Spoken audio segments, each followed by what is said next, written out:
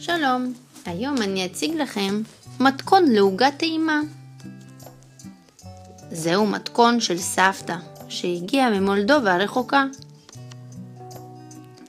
אנחנו ניקח את המצרכים הבאים: ביצים, שמנת מתוקה, סוכר וניל, תרסיס של שמן, קמח תופח וסוכר לבן.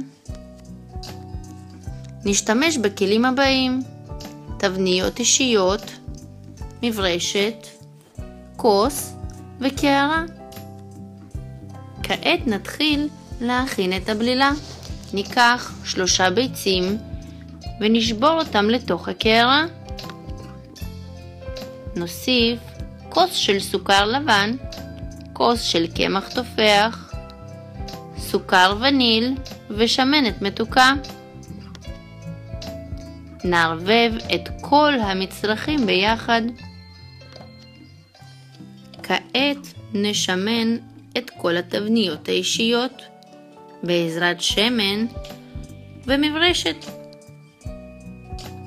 נמזוג את כל הבלילה לתוך התבניות האישיות ששימנו.